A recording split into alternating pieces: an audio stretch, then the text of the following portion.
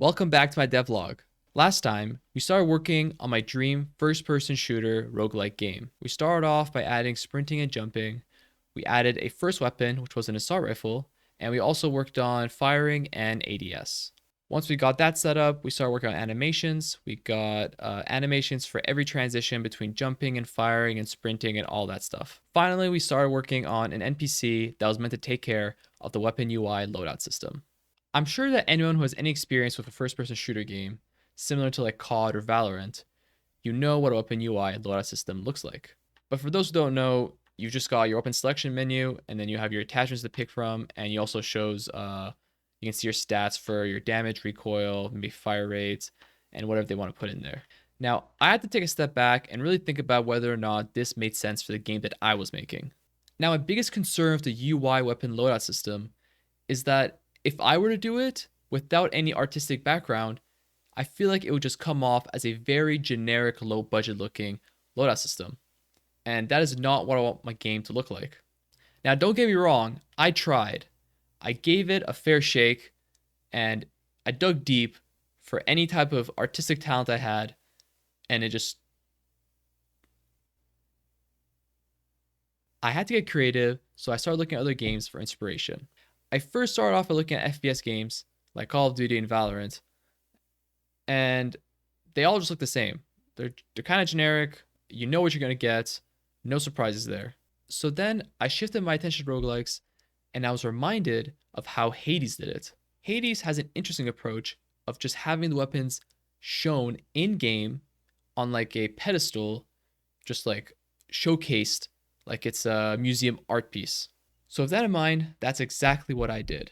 I created a weapon pickup system so that you can pick up weapons in game. And at the same time, that was a way for me to showcase it in game.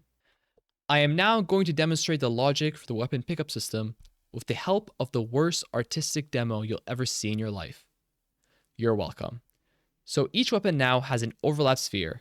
When a player enters the overlap sphere, they can now call the pickup function. Once called, it will read the name of the weapon being overlapped, delete the current weapon that the player is holding, and then spawn another instance of the weapon being overlapped by reading its name. And then finally, it attaches it to the player. And since weapons now have overlap sphere, it is also deleting that once it attaches. And that's a much simplified explanation of how the system works. Another thing that I've been working on is the movement system. I've been tweaking it and fine-tuning it to be better and better. Now, last time I worked on sprinting and jumping, and I also worked on like ADSing while jumping and ADSing into sprinting, etc. But there's a lot more to work on. I've been making steady progress, but there's still much more to do. So first off, I added double jump. The reason for that is it just opens up a lot of gameplay, different type of map designs that I can work with, and it's just fun. Double jump in video games are just fun. Next, a big issue that I noticed is that when you jump in one direction, you are unable to change directions in midair. And I didn't realize how annoying that was until I was using double jump. And I realized like I'm just going in that direction and it feels pretty awful. So I added what I will call air control. I don't know, I just made it up. But basically, let's say you're jumping forward. In midair, you can steer right, steer left, maybe even steer back a bit, slow down how fast you're going forward, or even speed up maybe. So yeah, I'm pretty happy with how that turned out. Here, I'll just showcase what that looks like. So here's a game. I want to go through everything that I have added since last time. So double jump, and let's show the air control I'm talking about. I can like jump forward and then steer left, jump forward and steer right, jump forward and slow down, go backwards. And this showcase even more becomes way more prevalent when you add double jump in the equation because, well, as you can see, more airtime means more time to change directions. So let me also just quickly showcase the weapon switching system.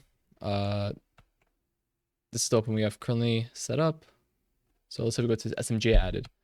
You are in the overlap sphere, you hold the button and it switches out your weapon by deleting the one in your hand and checking the name of the one you're overlapping with and then spawning a copy of it and then attaching it. And also deleting the overlap sphere that spawns with the weapon you spawn. So the weapon has some basic functionality set up.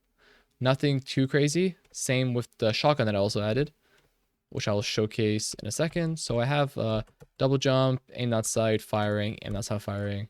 And I think that's basically it. I also added, just quickly want to showcase an animation to play when you do switch weapons.